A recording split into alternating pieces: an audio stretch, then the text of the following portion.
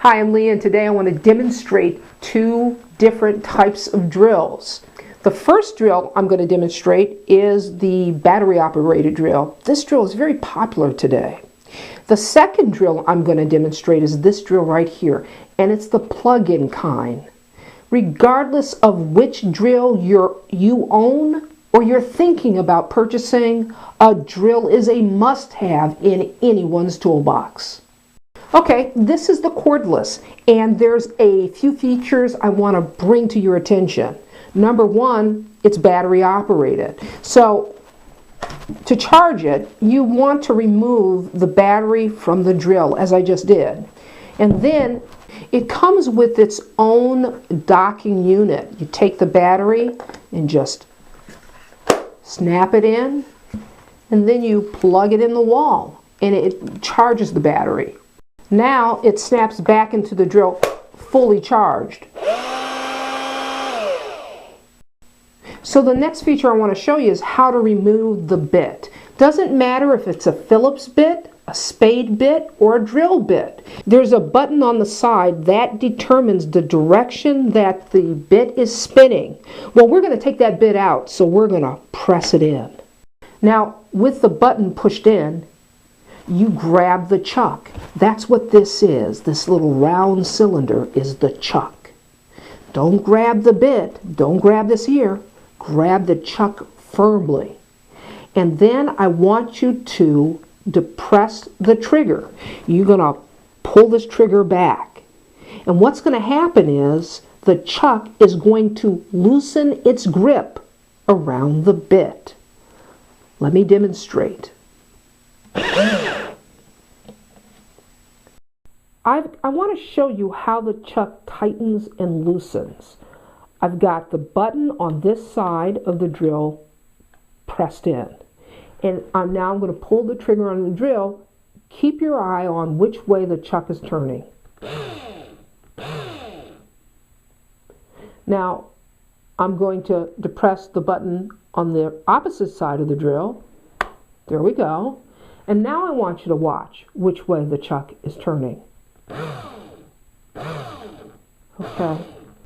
The direction that the chuck spins in determines whether or not you're loosening or tightening the bit.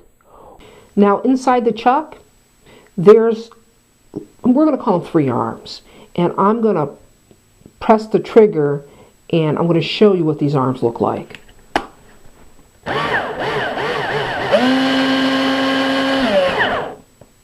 So you're probably wondering, what are those? What are they for? Well, that's what grabs hold of your bit. Now, you would never see this if you had a large bit in the chuck.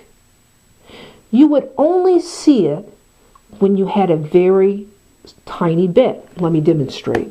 I'm going to retract it a little bit. And then what I'm going to do is I'm going to install a very tiny bit. This is a very tiny bit. And so that's the only time you would really see those arms, when you were using a really small bit. You wouldn't even know that they were there. But that's what's grabbing firmly to that bit. A spade bit is very wide.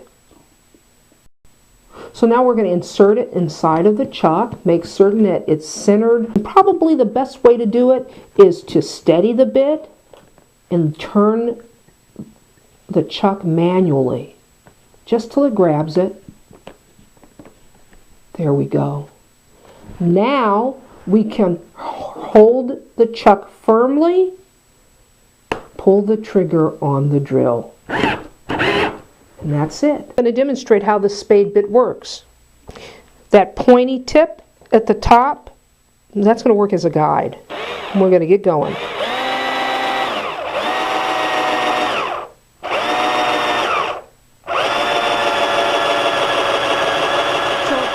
Drill here, this is a drill with a cord, but it operates very close to the way the cordless drill operates. You have a chuck here. The difference arises when you're tightening the chuck. So I'm going to insert the spade bit like so. There we go. I'm going to center it, and it's centered, but here's the difference. I would tighten it by pulling on the trigger. Not with this drill. You don't want to do that. There's a lot of power here. So what you do is you firmly grab the chuck and turn one way, while you firmly grab the bottom of the chuck, the silver band, and turn in the opposite direction. You'll hear a click, click. Well, that's tight now. So I'm going to continue the same hole that I made with the battery operated.